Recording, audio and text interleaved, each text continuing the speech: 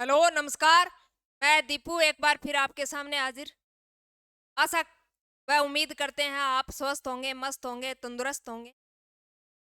साथियों, हम पढ़ने वाले हैं रोगों के बारे में और जिनका स्वास्थ्य अच्छा नहीं है वो आज रोगों के बारे में पता करेंगे कि कौन कौन से रोग हैं और इनके क्या क्या लक्षण हैं और इन लक्षणों के आधार पर हम कैसे इनसे बचाव कर सकते हैं।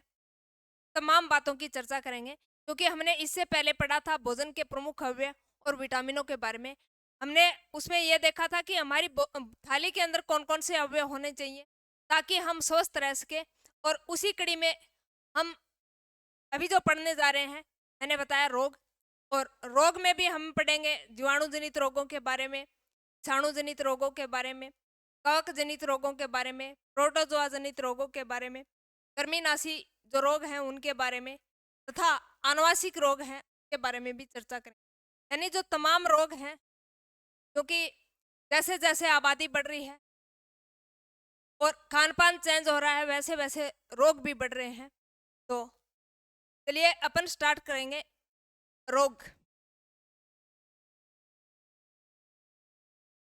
मानव स्वास्थ्य। हमारी हेडिंग क्या रहेगी? मानव स्वास्थ्य।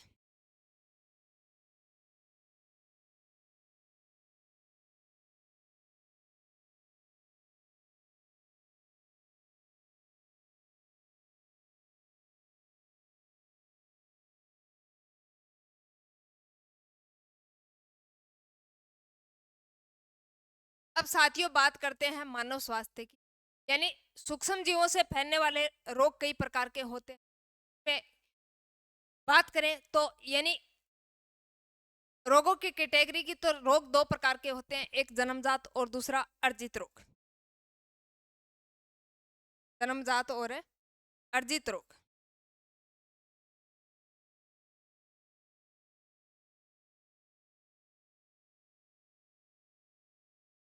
एक होता है जन्मजात और दूसरा होता है अर्जित।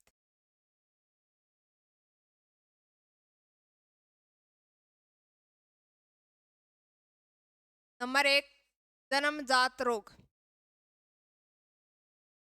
यानी ऐसे रोग जो हमें जन्म से ही प्राप्त है। ऐसे रोग है जो हमें जन्म से ही प्राप्त है, उसको जन्मजात रोग कहते हैं। दूसरा अर्जित रोग, यानी ऐसे रोग जो कहीं न कहीं इन्वायरमेंट से, खान पान से, सूक्ष्म जीवाणु, वायरसों से मिले हैं, उसको कहते हैं अर्जित रोग। यानी ऐसे रोग जो हमें वातावरण से प्राप्त हुए हैं, वो कौन से रोग कहलाते हैं? अर्जित रोग कहलाते हैं। बात करें साथियों जन्मजात की, तो जन्मजात जैसे एड्स है, एड्स है, विकलांगता है। यानी जन्मजात विकलांगता जैसे लकवा है, या फिर पैरालाइज हो गया है, या फिर जन्म से ही अंधा है, जन्म से ही बहरा है। तो ये कौन से रोग में आते हैं? जन्मजात में। अर्जित रोग के अंदर यानी बहुत सारे रोग हैं।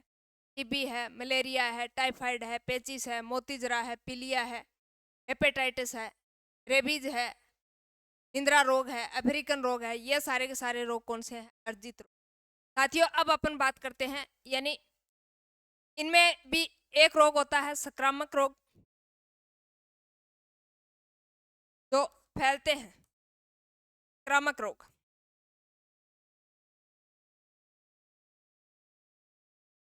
संक्रामक रोग का मतलब है तो एक दूसरे से फैलते हैं। एक दूसरे से फैलने वाले रोगों को क्या कहते हैं? संक्रामक रोग। यह किसके कारण होते हैं? तो इनका निर्धारण है वो सजीव कारक करते हैं। कौन से कारक करते हैं? सजीव कारक। और सजीव कारकों के कारण ही क्या करते हैं? ये प्रकृति के अंदर सबसे ज्यादा फैलते हैं। प्रकृति के अंदर सबसे ज्यादा फैलते हैं। तो ये क्या है? सजीव कारक, सजीव कारकों से फैलते हैं। सजीव कारकों से फैलते हैं।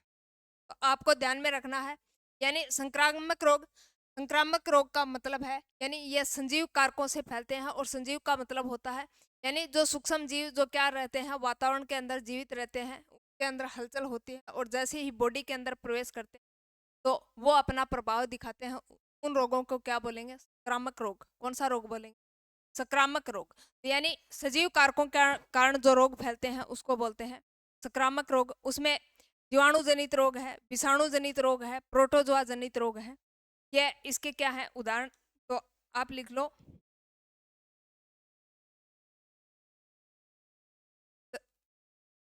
संक्रामक रोग में कौन कौन से? जीवाणु जनित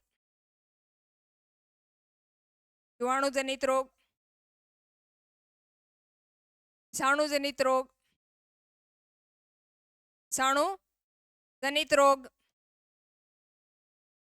प्रोटोजोआ जनित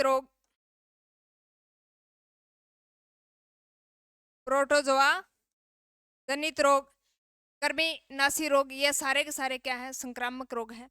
और दूसरा है साथियों असंक्रामक रोग। कौन सा रोग? असंक्रामक रोग। बात करते हैं असंक्रामक रोग की, यानी ऐसे रोग जो किसी सजीव कारकों से नहीं फैलकर, यानी हमें वो किससे मिलते हैं? निर्जीव कारकों से मिलते हैं। कहाँ से मिलते हैं? निर्जीव कारकों से मिलते हैं। और निर्जीव कारकों में आपने देखा जैसे एलर्जी है,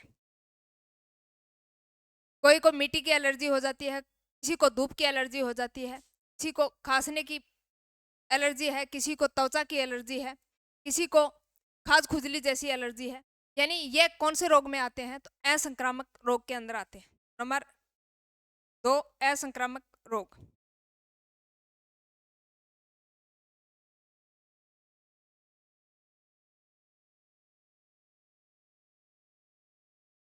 यानी घरारी एलर्जी है, कई ने घरारा एलर्जी है, वह एलर्जी है एलर्जी में कोनी आवे असंक्रामक में। और वह हुआ तो वह मिट्टा भी कोनी, यानी मैं डॉक्टर कोई इलाज कोनी है। असंक्रामक रोग।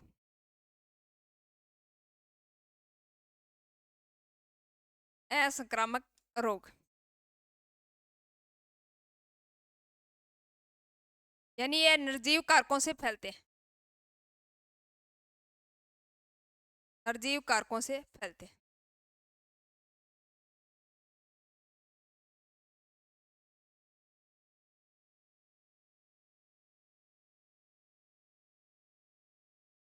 में एलर्जी,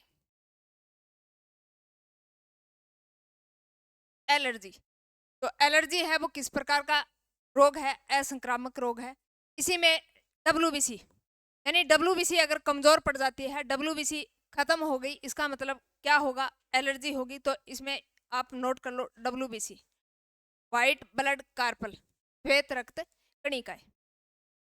तो सबसे पहले हम पढ़ रहे हैं मानव स्वास्थ्य, और मानव स्वास्थ्य में रोग एक होते हैं जन्मजात और दूसरे होते हैं अर्जित। जन्मजात में जैसे एड्स है, ल्यूकोरिया रोग है, सेंसरग रोग है, हीमोफीलिया रोग है, यह जन्मजात रोगों में आते हैं। बात करें अर्जित रोग की, तो अर्जित रोग यानी अपन वातावरण से प्राप्त करते हैं।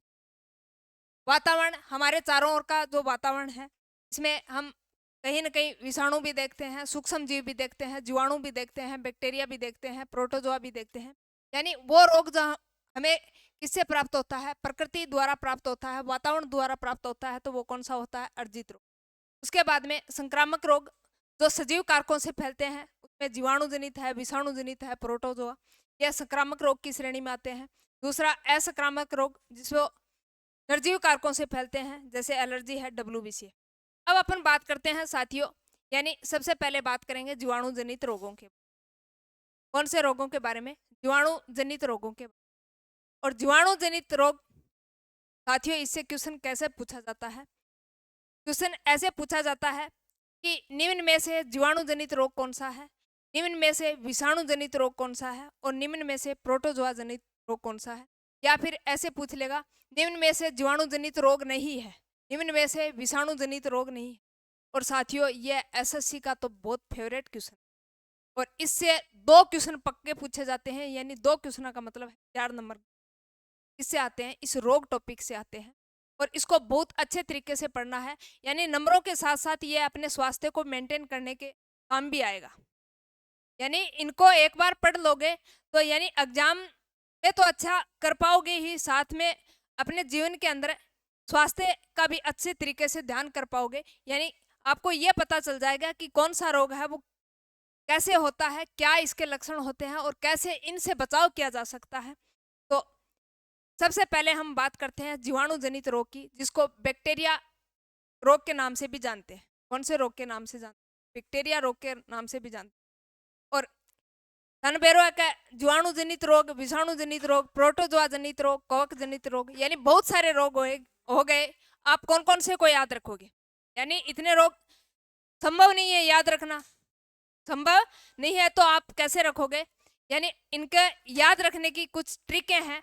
उन ट्रिकों के माध्यम से हमें पता चल जाएगा कि यह विषाणु जनित रोग है, यह जीवाणु जनित रोग है, यह प्रोटोजोआ जनित रोग है। यानी इनसे हमें पता लग जाए उससे पहले हमें ट्रिक अच्छे तरीके से याद होनी चाहिए। और यह नहीं कि ट्रिक याद हो गई और हम यूज अलग अलग कर रहे हैं। प्रोटोजोआ है वहां पे कृमि जनित रोग ले रहे हैं, और जहाँ पे कवक जनित लेना है वहाँ विषाणु जनित ले रहे हैं। तो ऐसा नहीं होना चाहिए। यानी हमें अच्छे तरीके से ट्रिक याद होनी चाहिए। तो सबसे पहले यानी पहले हमारे जो बुजुर्ग हुआ करते थे, यानी वो थोड़ा अंधविश्वासी ज्यादा हुआ करते थे। क्या करते थे? अंधविश्वासी ज्यादा हुआ करते थे।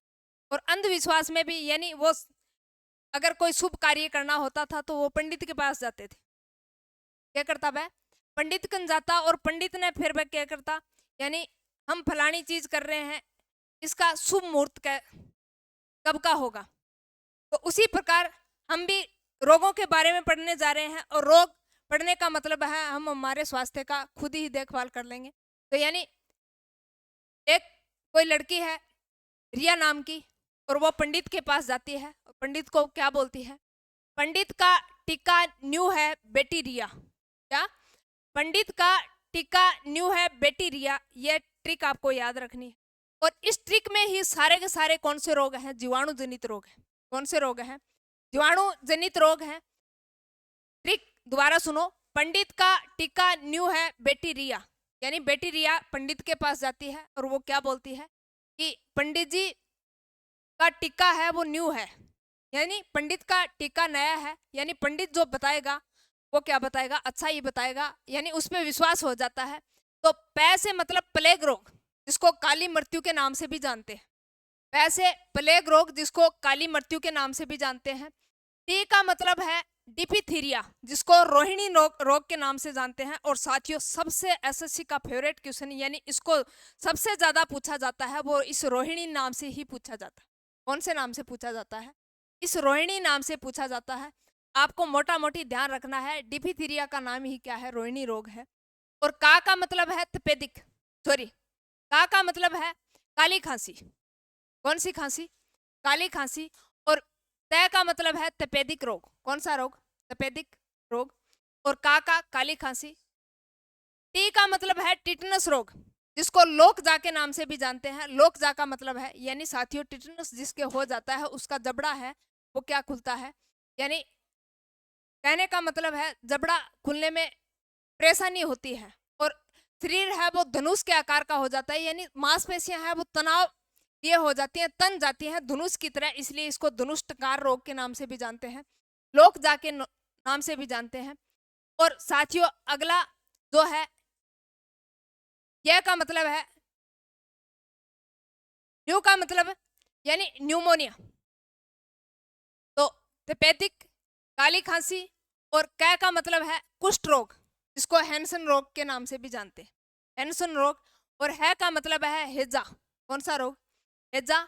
और बैक्टीरिया, इससे याद रखना है कौन सा रोग है? बैक्टीरिया जनित। यानी ये ट्रिक तो सबके याद रहती है कि पंडित का टीका न्यू है, लेकिन ऐसे पता नहीं चलता कि कौन सी जीवाणु जनित वाली है, कौन सी विषाणु जनित वाली है, क्योंकि आजकल बहुत सारी ट्रिकें हैं।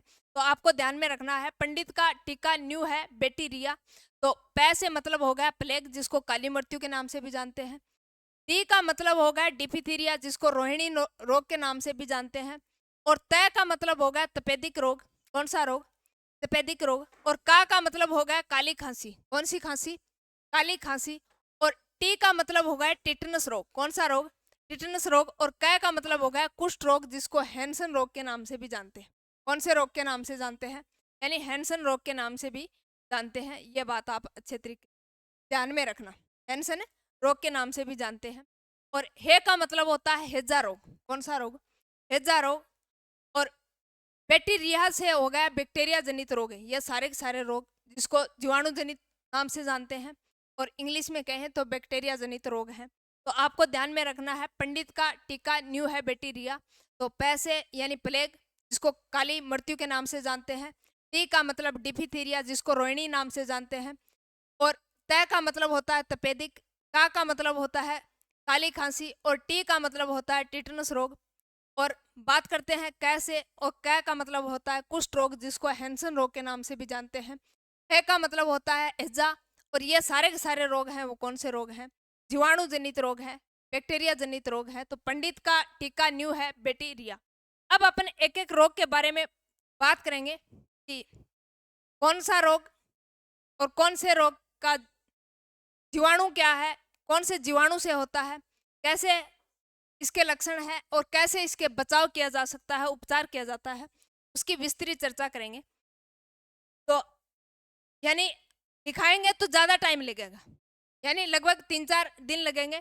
तो मैंने ये पूरी स्लाइड है ये रख दी है, यानी इसमें हम एक एक चीज़ पढ़ेंगे, और जो इम्पोर्टेंट है एग्जाम की दृष्टि से उसको भी ध्यान में रखकर पढ़ेंगे। तो सबसे पहले यानी जीवाणु जनित, और जीवाणु जनित पंडित का टीका न्यू है बैक्टीरिया। यानी इसमें देखे थे हमने कि कौन कौन से रोग हैं वो जीवाणु जनित हैं। तो साथियों सबसे पहले बात करते हैं हैजा रोग। कौन सा रोग? हैजा रोग। तो यह है अपना हैजा रोग। हैजा रोग कारक क्या है? कारक इसमें सबसे ज्यादा पूछा जाता है, वो कारक पूछा जाता है कि हैजा रोग कौन से कारक से फैलता है। तो बात करते हैं हैजा रोग की साथियों। तो इसको विषुचिका या कोलेरा नाम से भी जानते हैं, क्योंकि कई बार हैजा न देकर एग्जामिनर किस नाम से पूछ लेता है, विषुचिका या कोलेरा नाम से पूछ लेता है। तो आपको ध्यान में रखना है यह कौन से रोग कारक से होता है। तो विब्रियो कोलेरी नामक जीवाणु से होता है। और बात करें साथियों इसके संक्रमण, तो यो फैला क्यों है? यो फैला है आपा दूषित भोजन कर लिया, या फिर आप जल द्वारा किसी संक्रमित व्यक्ति के संपर्क में आ जाते हैं। तो यह किससे फैलता है? यह फैलता है दूषित भोजन से, तथा जल द्वारा अगर किसी व्यक्ति के संक्रमण हो गया और आप उस व्यक्ति के संपर्क में आ जाते हो तो कौन सा रोग हो जाता है? एजा, जिसको विब्रियो कोलोरी कारक के नाम से भी जानते हैं। बात करते हैं साथियों इसके लक्षण की। तो लक्षण यानी हैजा जिस व्यक्ति के हो गया उसको क्या होगी? उल्टी होगी। क्या होगी? उल्टी होगी, और साथ में क्या होंगे? दस्त होंगे। और साथियों यानी ये अगर 2-3 दिन में अगर 3 से ज़्यादा बार अगर दस्त लगते हैं, इसका मतलब किसकी कमी हो जाती है? जल की कमी हो जाती है। इस रोग में किसकी कमी होती है? बॉडी के अंदर जल की कमी हो जाती है। और पेशाब का बंद होना, फिर लास्ट में क्या हो जाते हैं? पेशाब बंद हो जाते हैं। हाथ पैरों में ऐंठन हो जाती है। हाथ पैरों में क्या हो जाती है? यानी जकड़न हो जाती है, ऐंठन हो जाती है। और साथियों बात करते हैं इसके उपचार की। तो इसका उपचार है पानी को उबालकर ठंडा करके बार बार पीना चाहिए, ओआरएस का घोल लेना चाहिए, और साथ में यानी हैजे का जो टिक्का है वो लगवा लेना चाहिए। तो यानी उपचार तो सौ बढ़िया उपचार है। सौ पहले क्या करांगा आप? पानी ने उबालांगा, बेन ठंडो करांगा, और वो बार बार में पियांगा। क्या करांगा? वो बार बार में पियांगा। और अगर बहुत ज़्यादा उल्टी दस्त हो रहे हैं, इसका मतलब आप ओआरएस का इस्तेमाल भी कर सकते हो। इसका इस्तेमाल ओआरएस घोल का इस्तेमाल भी कर सकते हो। और इससे भी अगर ज़्यादा दिक्कत है तो आप डॉक्टर की सलाह से यानी टिक्का लगवा सकते हो। नंबर 2 रोग साथियों, नंबर 2 है टाइफाइड। कौन सा फाइड? टाइफाइड, जिसको म्यादी बुखार। अपन गमा में के नाम जाना इन्हें क्या? फलानी का तो म्यादी होगी, होगी फलानी का तो म्यादी होगी। अब म्यादी यानी टाइफाइड अगर नाम लेते हैं तो ऐसे पता चलता है कि यानी पता नहीं कितनी बड़ी बीमारी हो गई। लेकिन इसको म्यादी बुखार के नाम पहले क्या बोलता? भाव बोलता। पहले लोग क्या बोलता कि फलाने आदमी का भाव निकल गया। तो यानी यही भाव होता है, यही म्यादी बुखार होती है। इसी को मोती जरा के नाम से जानते हैं।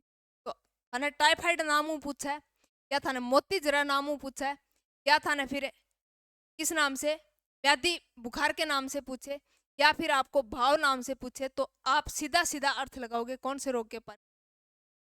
टाइफाइड रोग के बारे में पूछ। और साथियों एक इसका टेस्ट होता है, उसके बारे में सबसे ज्यादा पूछा जाता है कि टाइफाइड के अंदर कौन सा टेस्ट परीक्षण किया जाता है। तो पहले बात करते हैं अपन कारक की। तो इसमें सोल्मेनेला टाइफी यानी इसी नाम से है, क्योंकि ये टाइफाइड है इसलिए इसके लास्ट में टाइफी जोड़ दिया, तो आप याद रखोगे। यानी टाइफाइड से बन गया सोलेनम टाइफी। और ये संक्रमण किससे होता है? यानी गंदे जल से, रोगी के मलमूत्र से, थूक के द्वारा मक्खियां क्या करती हैं, उस थूक पे या प्रदूषित जल पे, या अगर आप वहां पे थूकते हो, मल मूत्र करते हो, वहां पे मक्खियां बैठती है, और मक्खियां अगर आपके स्वस्थ व्यक्ति के भोजन पर बैठ गई तो यानी इससे क्या होता है, संक्रमण होता है। और संक्रमण के द्वारा यानी कौन सा रोग होता है? फिर टाइफाइड रोग होता है। और इसमें लक्षण यानी आपको क्या होगा? सर दर्द होगा, सिर दर्द होगा, बुखार होगी, शरीर पर लाल दाने ऊपर ना, शरीर पर क्या हो जाएगा? लाल लाल दाना सा हो जाएगा, पूरे शरीर पर लाल लाल दाना सा हो जाएगा। और साथ में क्या होगा? यानी सिर दुखेगो, ये दुखेगो, सिर दुखेगो, बुखार आओगी हल्की हल्की, यानी लंबे समय तक बुखार चलती है इसमें, और पूरे शरीर पे दाने से हो जाते हैं लाल लाल। और साथियों इसका जांच है वो कौन से टेस्ट से की जाती है? Widal test, very very important, Widal test, Widal test. और अगर आपको अब पूछे कि टाइफाइड के लिए कौन सा टेस्ट किया जाता है, तो साथियों टाइफाइड के लिए विडाल टेस्ट किया जाता है। और अनेकों बार पूछा गया क्वेश्चन, अनेकों बार पूछा गया क्वेश्चन है, तो आप ध्यान में रखोगे। यानी टाइफाइड के अंदर जो टेस्ट किया जाता है उसका नाम है विडाल परीक्षण। कौन सा परीक्षण? विडाल परीक्षण। और साथियों इसके उपचार में टीका भी लगवाते हैं, जिसे टाइफाइड का टीका कहते हैं। क्लोरोमाइसिटिन वर्ग या एंटीबायोटिक दवा लेनी चाहिए, एंटीबायोटिक दवा लेनी चाहिए। तीसरा रोग साथियों, तीसरा रोग है टिटनस।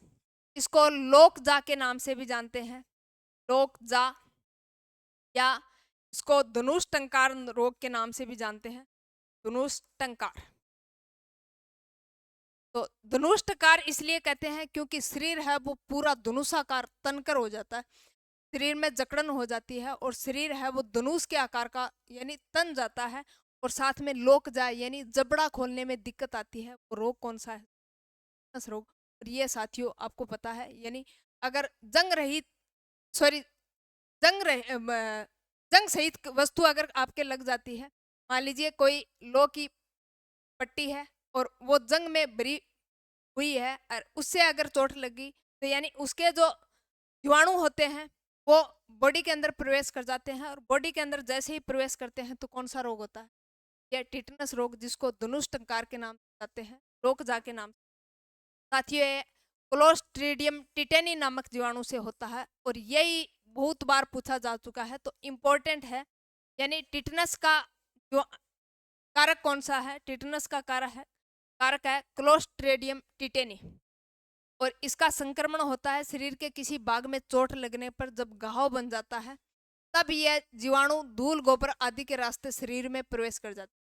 यानी कहने का मतलब है, आपको लोहे की चीज से अगर चोट लग गई, ज्यादातर लोहे की वस्तु से ही होता है, और जैसे ही चोट लगी तो यानी जहां पे घाव हो रखा है उसके माध्यम से अगर धूल है, गोबर है, उस रास्ते से अगर बॉडी में प्रवेश कर जाते हैं तो क्या हो जाता है? इसका संक्रमण है वो बढ़ जाता है। बात करते हैं साथियों इसके लक्षण। तो यानी तेज बुखार आता है। कैसा बुखार आता है? तेज बुखार चढ़ेगी और शरीर में ऐठन होगा, यानी इसमें भी जकड़न, जबड़े की मांसपेशियां सिकुड़ जाती है, इसीलिए तो इसको लोकजा के नाम से। अवस्था में जकड़, जबड़े बंद हो जाते हैं, पूरा शरीर धनुष के आकार में तन जाता है, इसीलिए इसको धनुष टंकार के नाम जानते हैं। और यानी इनके जो अन्य नाम है ना, वो अच्छे तरीके से ध्यान में रखना, और उसी नाम से क्वेश्चन पूछे। साथियों बात करते हैं इसके उपचार की। तो एंटी टिटनस वैक्सीन, यानी कौन सा रोग है? टिटनस रोग। तो टिक्को कौन सा लगाऊंगा? यानी अपोजिट कर दियो, एंटी टिटनस वैक्सीन लगाते हैं। एंटी सीरम इंजेक्शन लगवाते हैं बच्चों में। डीपीटी, यानी डीपीटी का पूरा नाम, और डीपीटी का पूरा नाम पूछे तो डिप्थीरिया प्रोटोसिस टिटेनी, डीपीटी। और साथियों ये अनेकों बार पूछा गया क्वेश्चन, अनेकों बार पूछा गया क्वेश्चन है। टी का मतलब होता है डिप्थीरिया। कौन सी थीरिया? डिप्थीरिया। और साथियों पी का मतलब होता है पर्टूसिस, जिसको काली खांसी के नाम से भी जानते हैं, पर्टूसिस।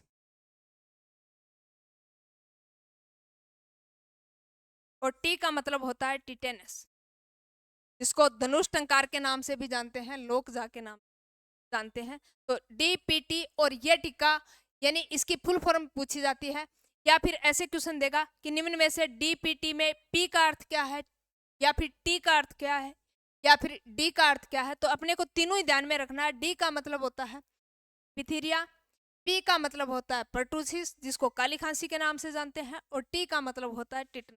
तो ये टीका कब लगवाते हैं? ये टीका जब टिटनस हो जाती है तब लगाते हैं। तो डीपीटी का टीका कब लगाते हैं? टिटनस में। और काली खांसी में भी डीपीटी का टीका लगता है।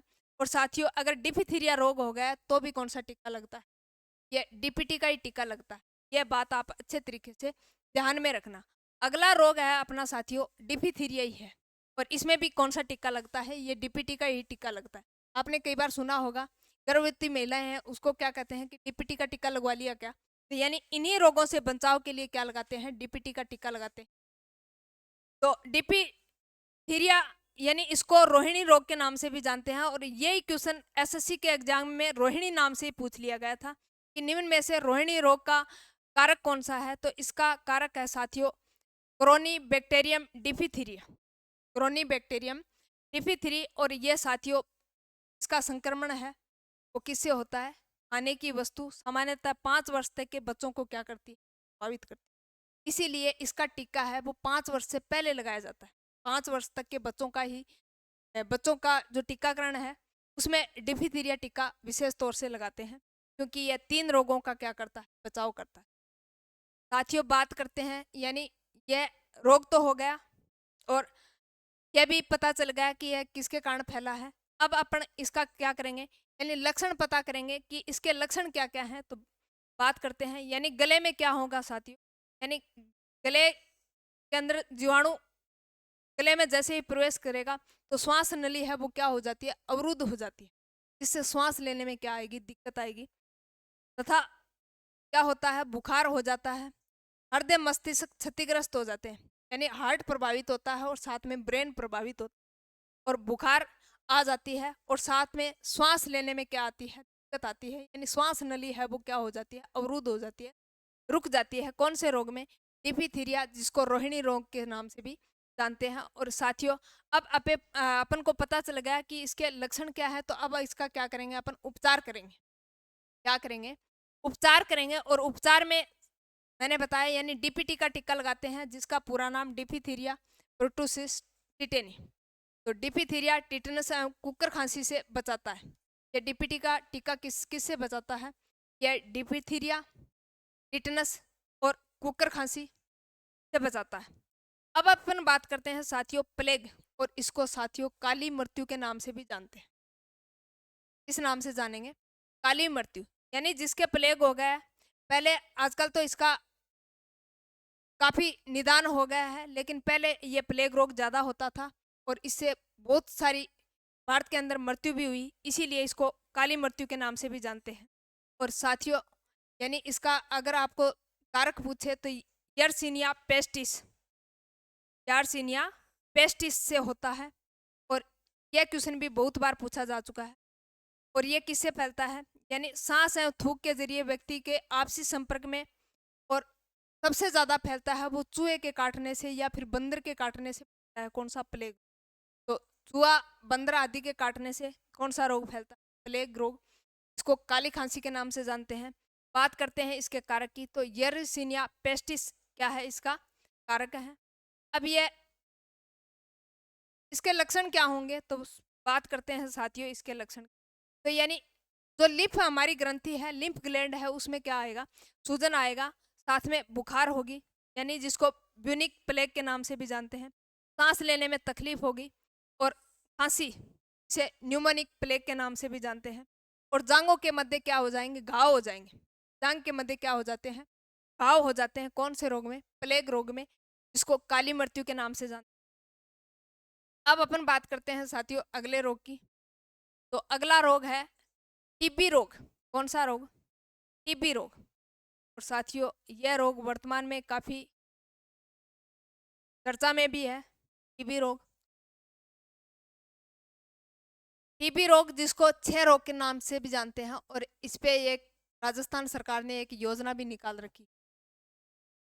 इसको यक्ष्मा रोग के नाम से भी जानते हैं और इसको तपेदिक नाम से भी जानते हैं। आपको टीबी नाम से पूछे या यक्ष्मा नाम से पूछे या फिर छह नाम से पूछे या फिर तपेदिक नाम से पूछे, यानी सभी का सभी मतलब क्या निकालोगे, यानी ये कौन से रोग की बात कर रहा है? ये टीबी रोग की बात कर रहा है। कौन से रोग की बात कर रहा है? टीबी रोग की बात कर रहा है। और साथियों, इसमें सबसे ज्यादा पूछा जाता है कारक पूछा, ये किस जीवाणु से फैलता है? तो इसका कारक है वो माइक्रोबैक्टीरियो ट्यूबरोक्लोसिस। और माइक्रोबैक्टीरिया ट्यूबरोक्लोसिस के नाम से भी को पूछा जाता है कि यह कौन से रोग का कारक है। तो यह है साथियों कौन से रोग का? टीबी रोग का। और यह वायु व संक्रमित व्यक्ति के संक्रमण से होता है, यानी जिस व्यक्ति के हो गया है उसके संपर्क में बैठोगे, यानी या फिर उसके पास में यानी बैठते हो और जैसे ही वो खांसता है, छींकता है, तो उसकी जो ड्रॉपलेट है वो आपके शरीर में प्रवेश कर जाती है श्वास के द्वारा, और फिर ये रोग है क्या होता है? फैल जाता है। अब खांसी, बुखार इसके लक्षण हैं। वजन घटना शुरू हो जाता है, फेफड़े प्रभावित हो जाते हैं, लगातार खांसी आती है, यानी लगभग सप्ताह भर के आती है, लगातार खांसी आती है। फेफड़ों के अंदर कई बार इस पानी भी बढ़ जाता है और साथ में लगातार इसके अंदर बुखार होती है और लगातार वजन में क्या होती है? गिरावट आती है। आप ये ध्यान में रखना, अगर लगातार खांसी आ रही है, लगातार बुखार हो रहा है, लगातार आपको खांसी आ रही है और फेफड़े प्रभावित हो रहे हैं, यानी आपको श्वास लेने में तकलीफ हो रही है, तो इसका मतलब यानी ये कौन से रोग के लक्षण है? तो ये है टीबी रोग के। कौन से रोग के लक्षण है? टीबी रोग के। कई बार तो साथियों यानी जो बलगम होता है उसमें खून आना शुरू, बलगम होता है उसमें खून आना शुरू होता है, और कईयों के तो खून की उल्टी होती है। ये टीबी के ही लक्षण है सारे के सारे। इसमें साथियों सबसे ज्यादा पूछा जाता है वो इसके उपचार पूछे जाते हैं। बीसीजी, बेसिलस क्लूमेटोगुरीन इसका पूरा नाम है। तो आप एक साइड में इसका नाम नोट कर लो, बीसीजी, पूरा नाम बेसिलस क्लेमेटी गुरीन। गुरीन बीसीजी का पूरा नाम पूछे तो बेसिलस क्लेमेटी गुरीन। साथियों डॉट्स, और यह नाम रीट के अंदर पूछा जा चुका है 2018 के रीट पेपर में कि डॉट्स का पूरा नाम क्या है? तो डॉट्स का पूरा नाम है डायरेक्टली ऑब्जर्वर्ड ट्रीटमेंट शॉर्ट कोर्स। यह डॉट्स का नाम 2018 के रीट लेवल सेकंड में पूछा जा चुका है कि डॉट्स का पूरा नाम क्या है? तो डॉट्स का पूरा नाम है डायरेक्टली ऑब्जर्वर्ड ट्रीटमेंट शॉर्ट कोर्स, इसका पूरा नाम है। अब अपन बात करते हैं साथियों कुष्ठ रोग की। कौन सा रोग? कुष्ठ रोग, जिसको लेप्रोसी के नाम से जानते हैं। कोड पहले क्या बोलता, यानी कि फलाना व्यक्ति का कोड हो रही है। क्या हो रही है? कि फलाना व्यक्ति का कोड हो रही है। कोड का मतलब है यानी साथियों त्वचा पे, स्किन पे क्या हो जाते हैं? धब्बे हो जाते हैं और स्किन प्रभावित होती है। और फिर धब्बे जैसे ही होते हैं और थोड़ा थोड़ा जैसे जैसे टाइम निकलता है तो उस पर खूंट आना शुरू हो जाता है, और वो क्या हो जाते हैं, यानी खूंट के माध्यम से नीचा पड़ना शुरू हो जाता है, फिर दोबारा हो जाता है। यानी मुख्यतः इसमें जो प्रभावित होती है वो अपनी स्किन, त्वचा प्रभावित हो, ये प्रभावित है, त्वचा प्रभावित होती है। और जिसको यानी प्राचीन भाषा में वो पहला के बोलता कि फलानी आदमी के कोड हो गयो, हो गयो, कोड हो गयो। तो इस कोड है, ये कुष्ठ रोग का ही नाम है, इसको लेप्रेसी नाम से भी। पर इसका जो प्रश्न पूछा जा चुका है वो हैंसन नाम से पूछा कि निम्न में से हैंसन रोग का कारक क्या है? तो हैंसन रोग माइक्रोबैक्टीरिया लेप्री। तो माइक्रोबैक्टीरिया अगर ट्यूबरोक्लोसिस लग रहा है तो इसका मतलब कौन सा है? वो टीबी रोग है। कौन सा रोग? यानी अगर ट्यूबरोक्लोसिस लग गया तो कौन सा है? टीबी। अगर माइक्रोबैक्टीरिया लेप्री नाम लग रहा है, आगे क्या लग रहा है? लेप्री। यानी आप डिफरेंस ध्यान में रखोगे, अगर आपको माइक्रोबैक्टीरिया ट्यूबरोक्लोसिस के बारे में पूछ रहा है इसका मतलब वो टीबी के बारे में पूछ रहा है। अगर आपको माइक्रोबैक्टीरिया लेप्री नाम से पूछ रहा है इसका मतलब कुष्ठ रोग या कोड रोग के नाम से नामक रोग को पूछ रहा है। इसको हैंसन रोग के नाम से भी जानते हैं। और इसमें साथियों गांव से निकलने वाले पदार्थ द्वारा क्या, और केवल केवल मनुष्यों में फैलता है। त्वचा पर क्या बन जाते हैं? चकते बन जाते हैं। यानी ये बताया कि इसमें सबसे ज्यादा स्किन प्रभावित होती है। स्किन पे क्या हो जाते हैं, धब्बे से हो जाते हैं, हाथ पांव की अंगुलियां मुड़ जाती है। यानी आपने देखा होगा, जो आजकल तो बहुत कम है, यानी अंगुलियां है वो क्या हो जाती है, मुड़ जाती हैं। और उसको जैसे ही आप ऐसे कहोगे मुट्ठी बंद करो, यानी मुट्ठी बंद नहीं होगी, अंगुलियां है वो क्या हो जाती है, इस रोग में मुड़ जाती हैं। अब इसका उपचार करेंगे तो इसमें भी बीसीजी का टीका लगता है, जिसको बेसिलस क्लेमेटोगुरीन के नाम से जानते हैं। एमडीटी मल्टी ड्रग थेरेपी अपनाई जाती है। एमडीटी का पूरा नाम, एम का मतलब होता है मल्टी, टी का मतलब होता है ड्रग, और टी का मतलब होता है थेरेपी। कौन से रोग में अपनाई जाती है, तो इस कुष्ठ रोग के अंदर ही। तो आपको क्वेश्चन पूछा जा सकता है, एमडीटी थेरेपी है वो कौन से रोग में तो कुष्ठ रोग, कोर्ड रोग, लेप्री रोग या हैंसन रोग के। अब अपन बात करते हैं साथियों सिफिलिस। कौन सा रोग, सिफिलिस। और इसको साथियों ट्रेपोनोमा पेलिडेमा कारक के नाम से जानते हैं। और ये क्या होता है, रोगी के साथ संभोग करने से यह रोग फैलता है। सिफिलिस यानी, मेरा कहने का मतलब है, ये सेक्स करने से फैलता है। कौन सा, सिफिलिस रोग। अब ये जैसे ही यानी संभोग करता है, तो संभोग करने से जैसे ही जो सप्रम होते हैं वो जैसे ही बॉडी के अंदर प्रवेश करते हैं, और इससे क्या फैल जाता है, सिफिलिस रोग फैलता है। और इसको आनुवांशिक रोग के नाम से भी जानते हैं। ये आनुवांशिक रोग भी है, ये पीढ़ी दर पीढ़ी चलता रहता है। और ये शिशन व योनि में लाल रंग के दाने हो जाते हैं। कौन से रोग के अंदर, सिफिलिस रोग में। और इसमें साथियों यानी लीवर प्रभावित होती है, यकृत प्रभावित, और साथ में हमारा मस्तिष्क ब्रेन भी सिफिलिस रोग में। तो आपको ध्यान में रखना है, ट्रिपेनोमा पेलिडेमा कारक से फैलता है, और यह फैलता है एक से दूसरे के अंदर, यानी यानी सहस्रक क्रिया के द्वारा यह रोग फैलता है। और साथियों इसका उपचार है वो पेनिसिलियम नाम की टेबलेट आती है, उससे इसका उपचार करते हैं। पेनिसिलिन का सेवन किया जाता है। पेनिसिलिन का सेवन किया जाता है कौन से रोग, सिफिलिस रोग के अंदर। अब अपन बात करते हैं साथियों अगले रोग की, जिसको काली खांसी या कुकर खांसी के नाम से जानते हैं। पैरड़ा के कंता फलाने आदमी के कुकर खांसी हो रही है, फलाने टाबर का कुकर खांसी हो रही है, तो वह क्या करता है, यानी खेड़ को पानी पहनता, खेड़ को पानी पहनता, तो वह खेड़ को पानी साथियों यही रोग में प्याज है, यह रोग में प्याज है। कौन से रोग के अंदर, काली खांसी या कुकर खांसी।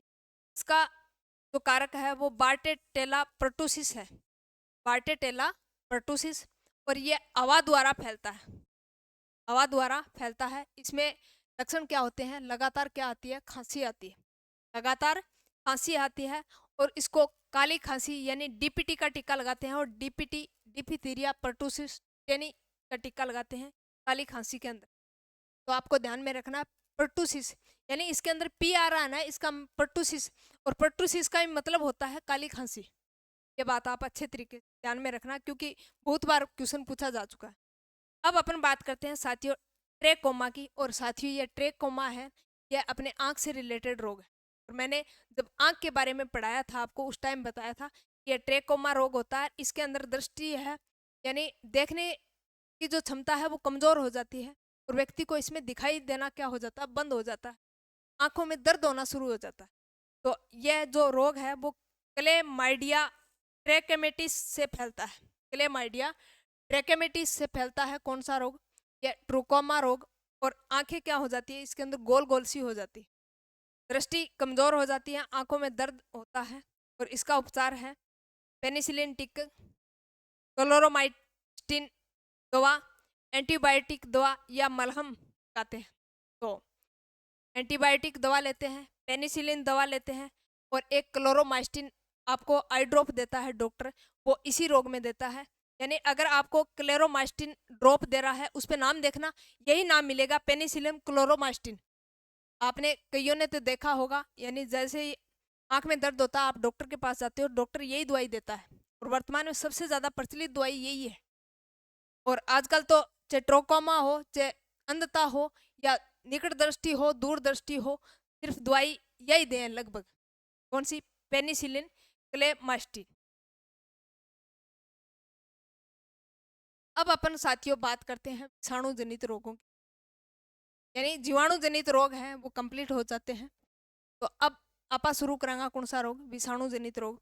और विषाणु जनित रोग कौन सा है, सबसे पहले हमें यह पता होना चाहिए विषाणु जनित रोग होते कौन कौन से। यानी क्वेश्चन अगर सिंपली क्वेश्चन पूछता है तो यही पूछता है कि निम्न में से विषाणु जनित रोग कौन से हैं। अगर आपको विषाणु जनित रोग की ट्रिक याद हो जाती है तो आपको यानी क्वेश्चन सॉल्व करने में बड़ी आसानी होगी। तो उसके लिए ट्रिक है विषाणु जनित रोगों की।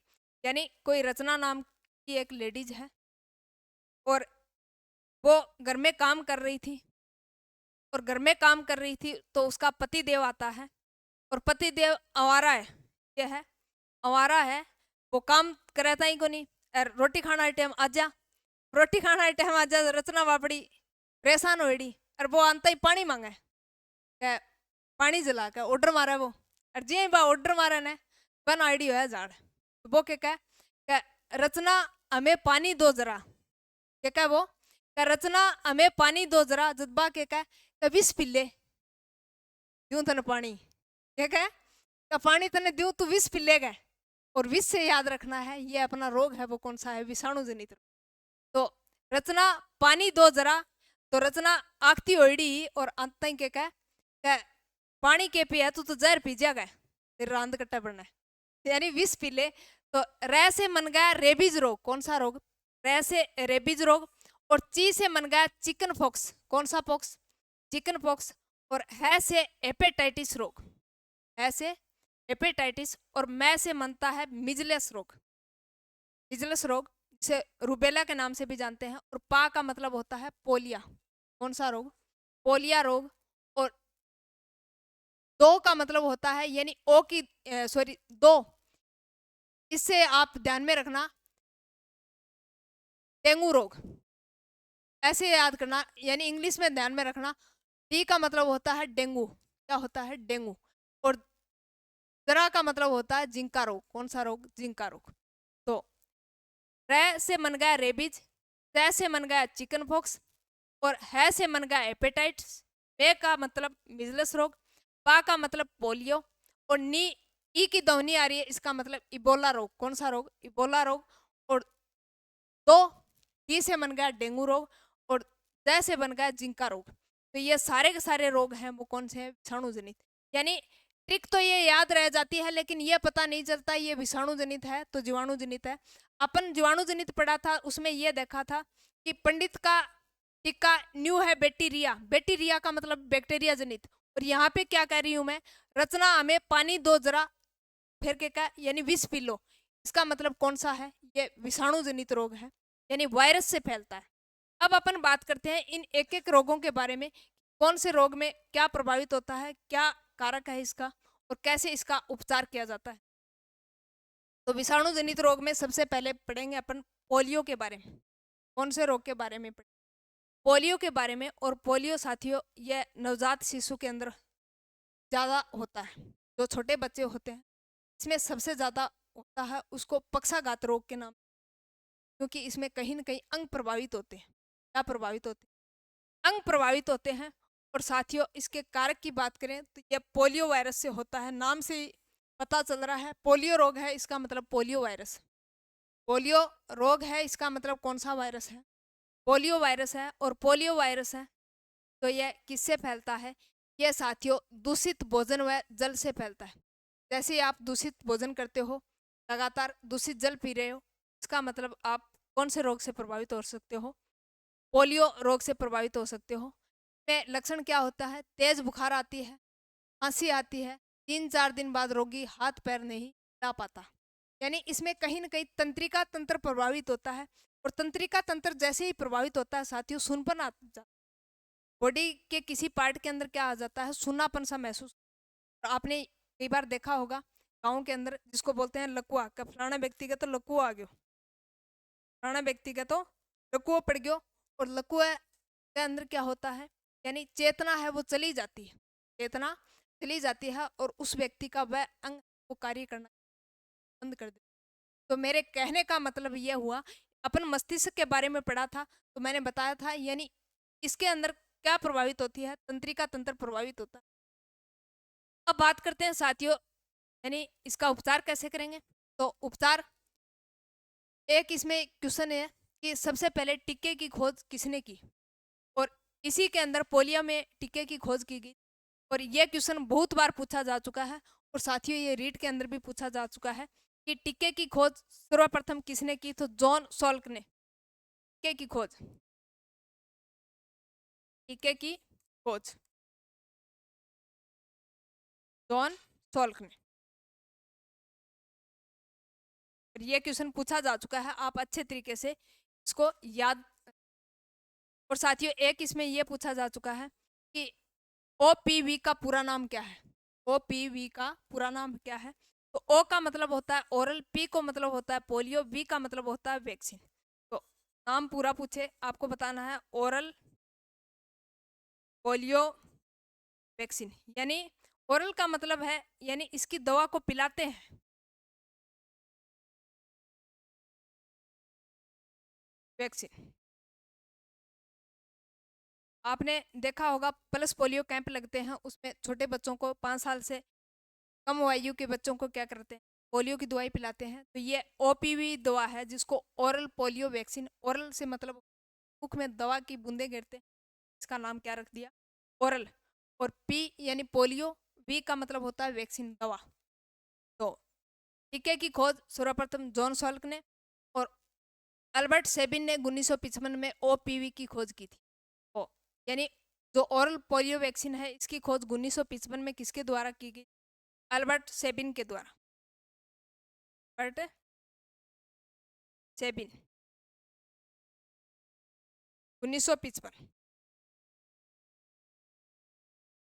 अब अपन बात करते हैं साथियों, अगला रोग है हमारा इन्फ्लुएंजा फ्लू रोग और ये इन्फ्लुएंजा वायरस से होता है, इन्फ्लुएंजा वायरस से होता है और ये वायु स्वाहित रोग है और इसमें खांसी आती है, बलगम, छींक, सरदर्द, बुखार, ये इसके लक्षण हैं। और इसमें जो दवा दी जाती है वो एंटीवायरल दवा, कौन सी दवा, एंटीवायरल दवा दी जाती है, कौन से रोग में, इन्फ्लुएंजा रोग के अंदर। अगला रोग है साथियों चेचक रोग, जिसे स्मॉल पॉक्स, शीतला माता या मसूरी का नाम से जानते हैं। स्मॉल पॉक्स बड़ी माता, चेचक शीतला माता, यानी नाम तो ऐसे लग रहा है स्मॉल पॉक्स, आप हिंदी अर्थ करोगे तो उसका स्मॉल का मतलब होता है छोटा। अब नाम से आप यह अनुमान लगाओगे कि ये छोटी माता है, लेकिन ये छोटी माता नहीं है, ये बड़ी माता है, ये विशेष तौर से ध्यान, बड़ी माता है। चेचक यानी ये मुख्यतः छोटे बच्चों को प्रभावित करता है। आपने देखा होगा आप बासीड़ो धोखा, बासीड़ो धोखा तो ऐ रोगों बचाने की कामना करे जाए, कौन सा रोगों, यानी छोटे बच्चों को चेचक रोग से बचाने के लिए अपन बासीड़ा धोखते हैं और उसके अंदर बासी भोजन करते हैं।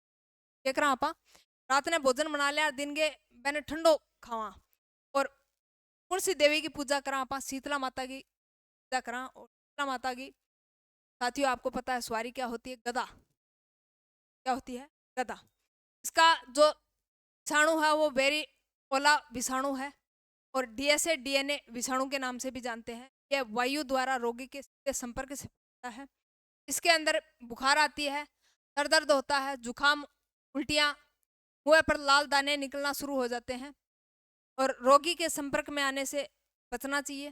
चेचक का टीका लगवाना चाहिए और चेचक के टीके की खोज साथियों एडवर्ड जेनर ने की थी और यह क्वेश्चन भी बहुत बार पूछा जा चुका है और प्रतिरक्षी विज्ञान का जनक भी एडवर्ड जेनर है। तो चेचक का टीका खोज, चेचक के टीके की खोज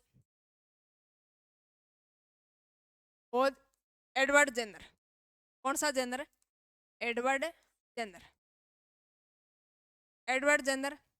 और इसको प्रतिरक्षा विज्ञान का जनक कहा जाता है, प्रतिरक्षा विज्ञान का जनक,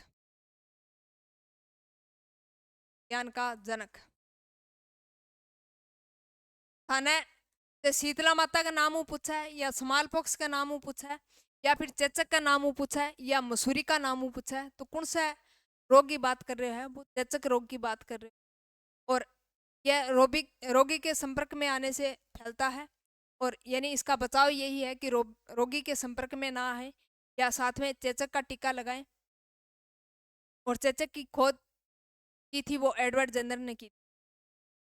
अब बात करते हैं साथियों छोटी माता, इसको चिकन फॉक्स, छोटी माता बिन चिकन फॉक्स का नाम जाने जाए और बड़ी माता है, बिन स्मॉल पॉक्स का नाम उजाने जाए, दोनों में अंतर ध्यान रख लियो। स्मॉल नाम आ रहा है, इसका मतलब ये मत कर देना ये छोटी माता है। कौन सी माता है? चिकन पॉक्स, ये बड़ी माता है। कौन सी माता है? बड़ी माता है। और अगर छोटी माता है उसका नाम है चिकन पॉक्स।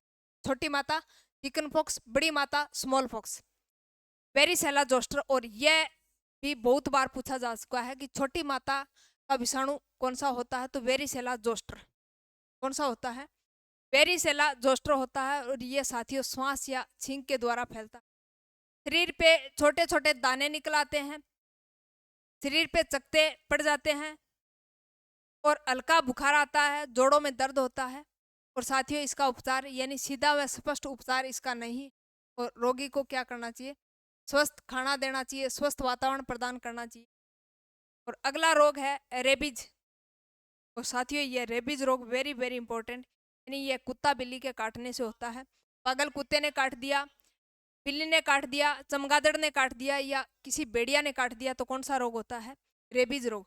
और साथियों ए रोग की मुख्य विशेषता क्या है?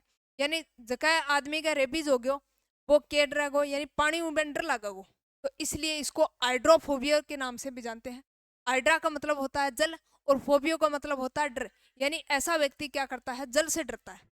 जल से डरता है, तो जल से डरता है इसका मतलब ये रोग कौन सा है? हाइड्रोफोबिया रोग है।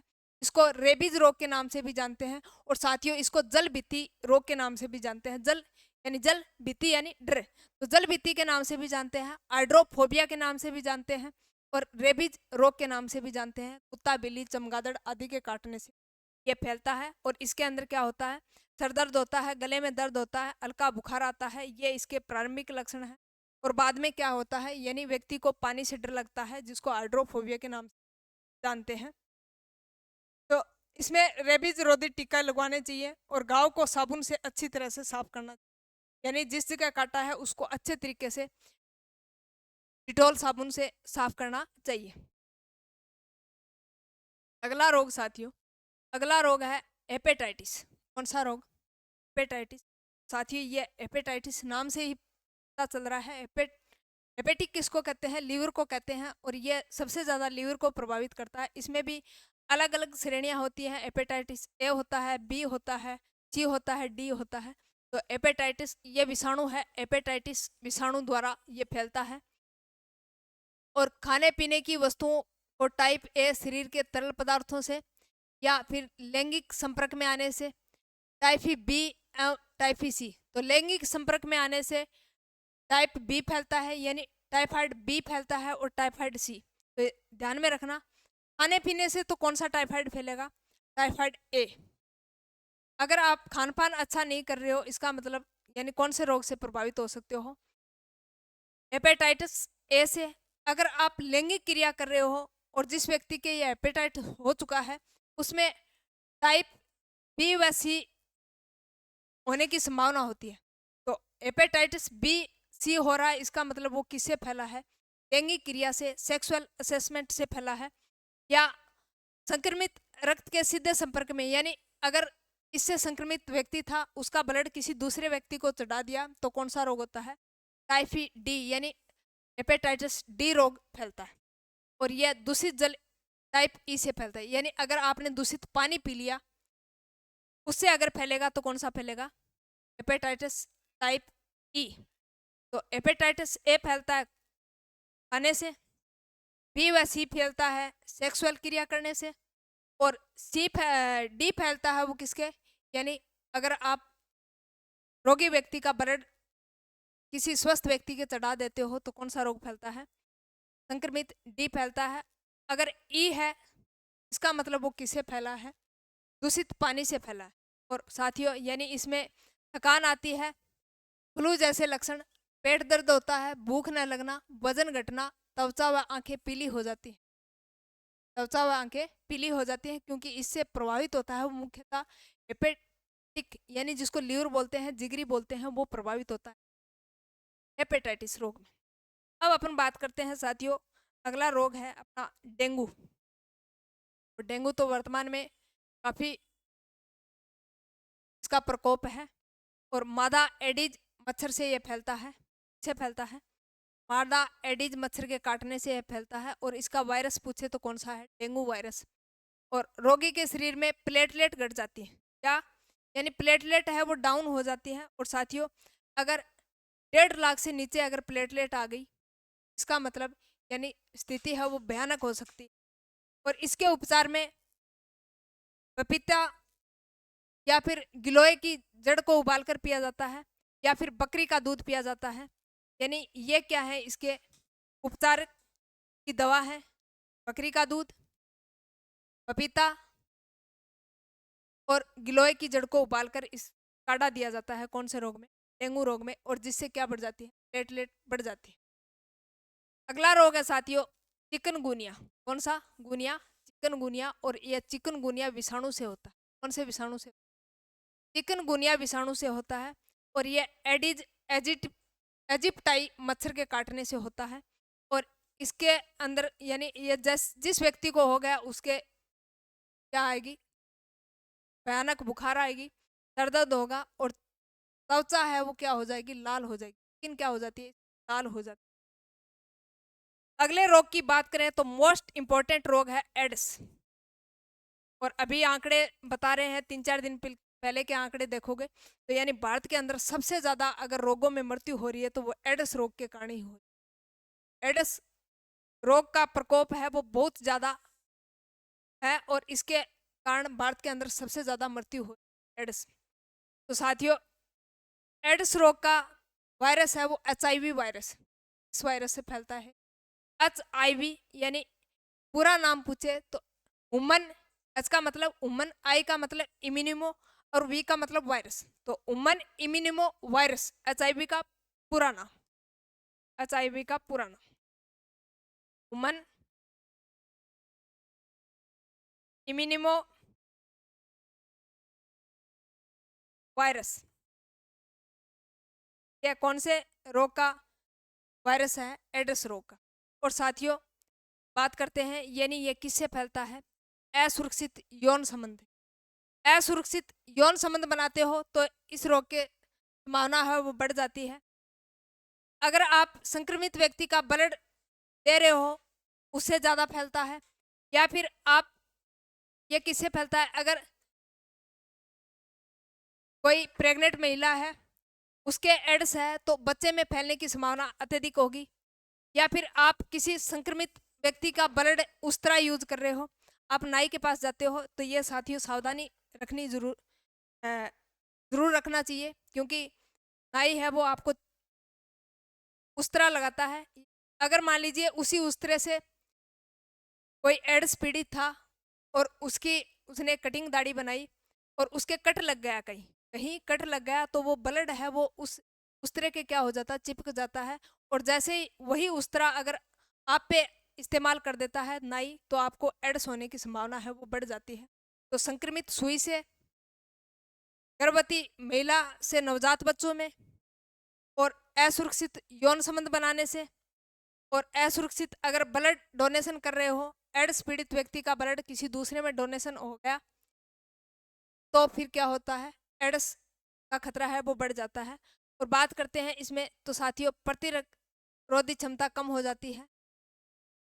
टी लिम्फोसाइड कोशिका प्रभावित होती है और इनकी संख्या है वो कम हो जाती है। तो एक होती है बी लिम्फोसाइड, एक होती है टी लिम्फोसाइड। तो सबसे ज्यादा जो प्रभावित होती है वो टी लिम्फोसाइड होती है। अब इसका बचाव, तो बचाव के लिए साथियों यानी इसके दवा का नाम पूछा जाता है और वेरी वेरी इंपॉर्टेंट, यानी एड्स रोग की दवा है AGT, एजिटोथाइमोडिन। कौन सी दवा काम में लेते, एजिटोथाइमोडिन। और अन्य जैसे DDI है, DDC है आदि दवा काम में लेते हैं। और इसका अगर निदान करवाना हो तो सबसे पहले यानी जो इसका जो विश्वसनीय टेस्ट है वो कौन सा, एलिसा। तो क्वेश्चन पूछा जाता है कि एड्स का परीक्षण है वो किससे करते हैं, तो एलिसा टेस्ट से, एलिसा टेस्ट से। अगर किसी व्यक्ति के एड्स हो गया तो उसका जो प्राथमिक पता लगाएंगे कि फला व्यक्ति के क्या दिक्कत है, तो उसका परीक्षण एड्स रोग का पता लगाने के लिए कौन सा परीक्षण किया जाता है, एलिसा जांच की जाती है। अगर पुष्टि कंफर्म करना है तो कौन सा टेस्ट लेते हैं, वेस्टर्न ब्लास्ट। और सबसे ज्यादा आजकल चल रहा है ये western blast test western blast blast.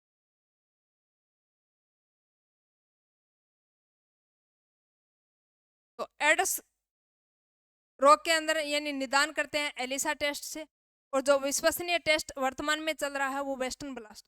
ELISA test, western blast test, ये दो महत्वपूर्ण टेस्ट हैं। और एड्स का पूरा नाम पूछे तो एक्वायर्ड इम्यूनो डिफिशियंसी सिंड्रोम, और सिंड्रोम का मतलब होता है कई रोगों का समूह है। जिसमें सिंड्रोम लग रहा है इसका मतलब वो क्या है, कई रोगों का समूह है। तो एक्वायर्ड, ए का मतलब एक्वायर्ड, डी का मतलब सॉरी ई का मतलब इम्यूनिमो, डी का मतलब डिफिशियंसी यानी कमी होना, और एक्वायर्ड इम्यूनिमो डिफिशियंसी सिंड्रोम, क्या सिंड्रोम। अगला रोग है साथियों कैंसर। कौन सा, कैंसर। यह ओनको वायरस से होता है, और 10वीं की क्लास में यही नाम दे रखा है कि निम्न में से कौन सा रोग है वो ओनको जीन से प्रभावित। तो ओनको जीन पूछ लिया, ओनको वायरस, यानी ओनको वायरस से कौन सा रोग होता है, कैंसर।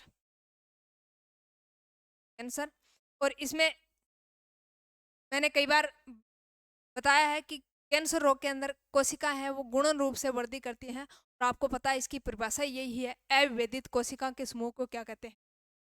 अगर कोशिकाएं हैं वो अधिक संख्या में बढ़ रही हैं और बढ़कर अगर गुच्छे के रूप में एक जगह इकट्ठी हो गई, इसका मतलब वहां पे क्या हो जाता है, ट्यूमर हो जाता है। शरीर के अनियंत्रित कोशिकाएं विभाजन वाले क्षेत्र में गांठ का निर्माण करती हैं।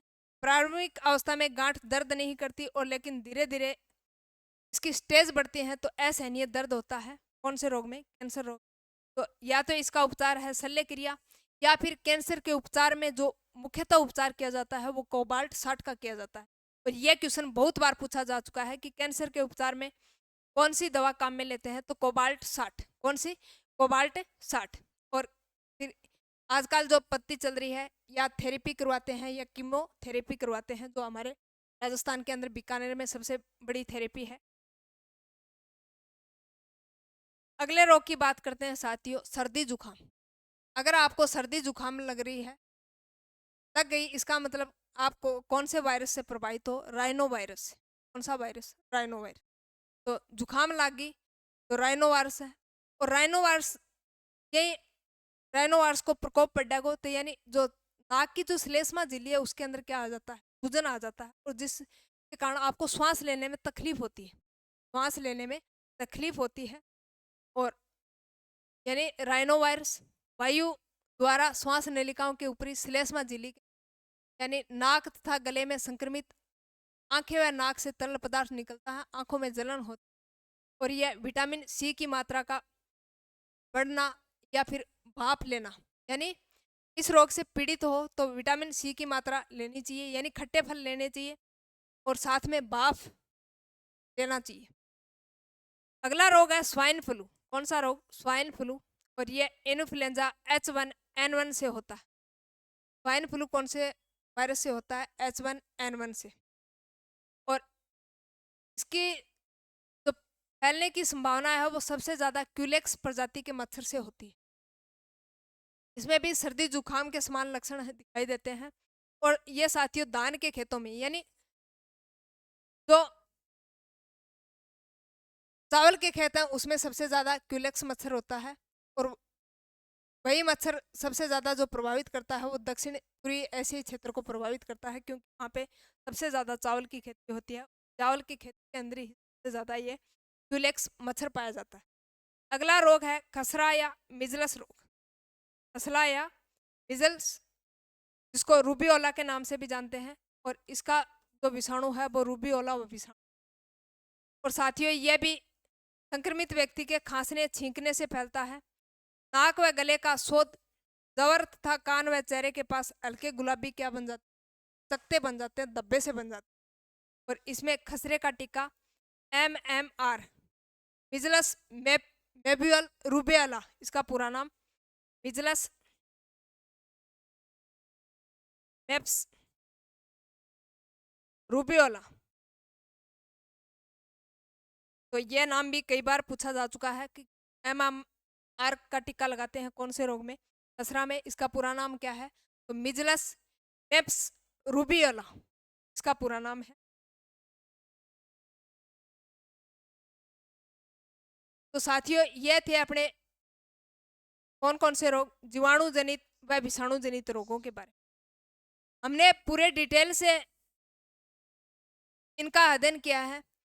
आप इनको 2-3 बार रिवाइज करोगे, पहले ट्रिक याद करोगे कि कौन कौन से रोग हैं वो विषाणु जनित है, कौन कौन से जीवाणु जनित है, उसके बाद में यानी कौन कौन से रोग के अंदर क्या कारक है, कैसे उसका उपचार है, और मुख्यतः इसमें याद करना है वो रोग का नाम, कौन सा रोग है, कौन सा इसका कारक है, क्या इसका उपचार है, क्या आपको याद करना है। लक्षण वगैरह ये आपको याद नहीं करना, यानी क्वेश्चन पूछा जाता है या तो इसके उपचार से या इसके कारक से या रोग का अन्य नाम पूछ लेगा कि इस रोग को किस नाम से जानते।